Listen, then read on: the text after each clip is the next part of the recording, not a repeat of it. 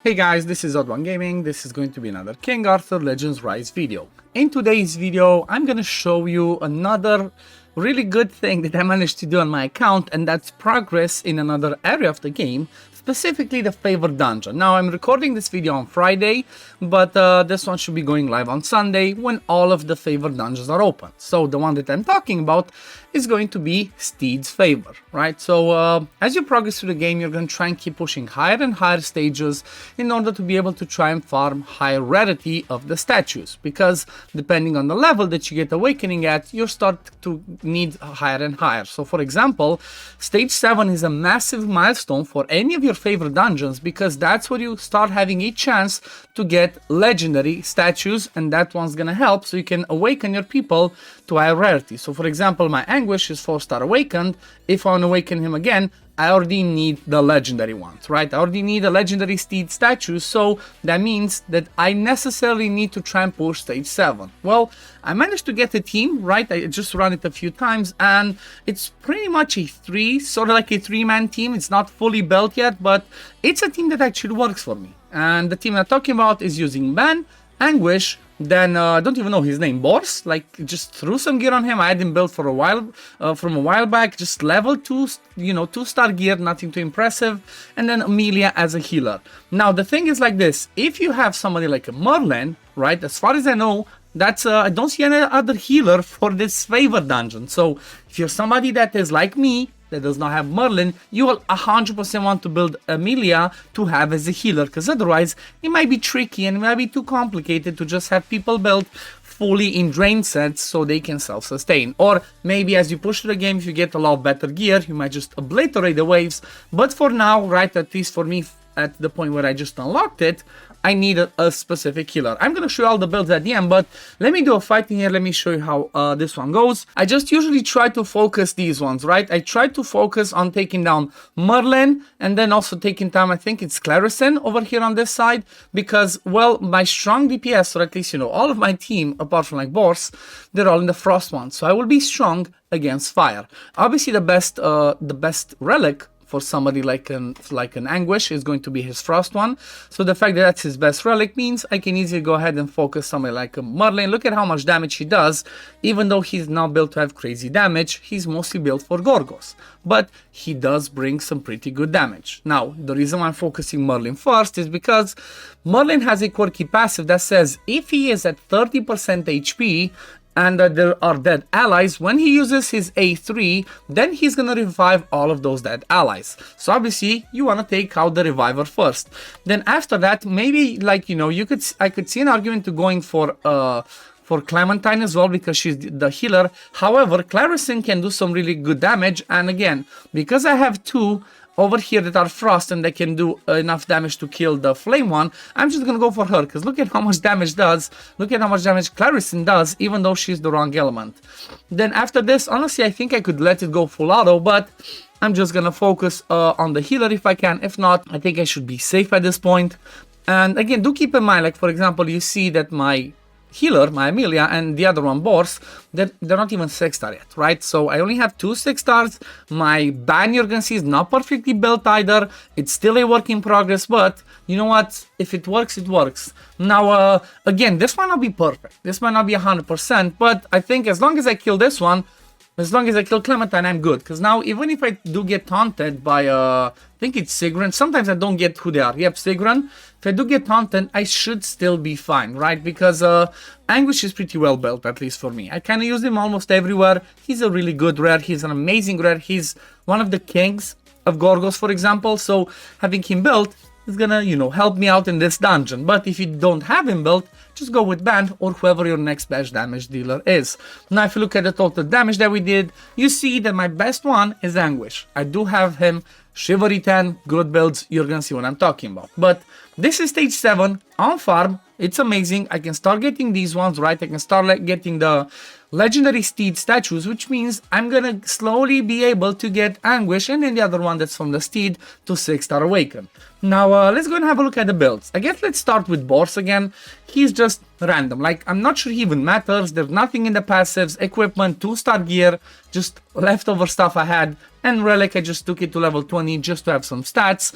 But obviously if you have somebody better, you're gonna build them and you can push higher. So there's not much I need to show about Boris. Then if you move over to the next one, actually let's start with Amelia. Okay, so she's my healer. I only have her at 5-star level 50. She works for now, but I didn't 6-star her yet because I might be doing some more summons. And then if I get Merlin, I'm obviously going to work on Merlin. However, I might end up using Amelia at a certain point, so 6-starring her would not be that much of a problem considering the fact that they use a lot less resources than rares and legendary. So you might have some other favored dungeons you're gonna see where you're gonna be like, I really need to level up this uncommon because I need a healer. And Amelia is the one that does this for me in this situation. Now I do have 2 random skill ups on her over here on the passive, which I could get another one if you want to. They're pretty easy to get for uncommons honestly after you start farming. Then equipment, I have her in life and vigor. You can see some 3-star, some 4-star, 1 5-star over here. That's not the best, it's just a flat attack, but it's not the best gear. It's pretty much whatever I have lying around. I have some recovery because she's all about the healing. All that I'm using her for is her 3rd skill. Now if you look at the 3rd skill, she pretty much does the same thing as far as I'm aware. Same thing on every single one of her relics, just you know, some are I do have a skill up in this one. So what she does is she just brings healing based off of her max HP. That's all she does. If she doesn't have the A3 available, the skill 3, she uses the skill 1. Now let's move over to the next one. Anguish, one of my best builds on my account. He's level 60, 4-star Awaken. I do have him Chivalry 10. I pretty much invested all of my rare memory stones into him because I liked him at the beginning. He seemed really good. He seemed really cool. So I said, you know what? Let me max him first. And I'm not regretting it. I'm not regretting it because at least in the Frost Relic, he can do some decent damage. Like I do have 2 skill ups over here. He does 250% attack on the 5-hitter, which means he can be really good for Panvid or any other areas where you need some damage. But not only that, he's obviously the king of dots because he has a 50% chance to put 3 chills on this one. Then it goes up to 75% when it's fully skilled up. So he's really amazing. I do have, again, like I said, 2 skill ups on this relic. I do have his passives almost fully skilled up because, again, he's really worth it for whenever you need dots. Then equipment, I'm running him in a vigor plus random sets. But again, 4-star, 5-star, 4-star. So mostly 4-star and then just a 5-star chest. Again, he's not perfect. Still, I can do a lot better. 4, 5, 6-star. But for now, this is what I'm using. And this is what he has. Then let me show you his total stats. I forgot to show you the total stats for Amelia, but I'm going to scroll back and show you. So you can see he's mostly focused on effect accuracy and then survivability. He does have some attack, some crit rate, but mostly the attack and defense are because of his chivalry and, you know, random other stats. So he's not fully on damage. If I went full damage, might be different. I just want him to be mostly survivable for the sake of Gorgos. Now let me go back to Amelia. These are her total stats. I mostly care about HP. And if I could get attack speed, right? Because she heals based off of her HP. And I think pretty much every single healer in the game heals based off of their max HP, not the ones that they heal. So that's why you want your healers to always have decent attack speed, so they go fast enough. Lots of HP, and then I guess maybe some recovery as well, so they boost the, like I have over here, so they, you know, boost the healing that they do. And then I guess the last one from the team is gonna be Ban. Ban is somebody that's amazing. He can be a really crazy damage dealer, but you know what? I've not personally built him fully yet. I just gave him my leftover attack and critical set, and you can see again 3 to 4-star gear, not the best. He has decent crit rate, decent attack, low HP and defense, so you know he's kind of squishy. Decent attack speed, but I guess you would prefer to have a lot higher because most of his kit scales off of attack speed. See, bonus attack speed over there. And this one, he does recover some life as well. But the best thing about him is the fact that he also gives himself attack speed increase. So that's what he becomes strong. And as far as I'm aware, which it seems like I'm unlucky, I guess let me summon the flame one. But as far as I'm aware, he's still, you know, he used to be broken, right? He used to be broken, but they nerfed him. However, the Storm one is still going to be his best relic if you get him, if you want to build him as another damage dealer. But no skill ups over here, passives, no skill ups, awakenings, just 3-star awakened, level 57, and then, you know, 6-star awakened with some 3-star belt and orb.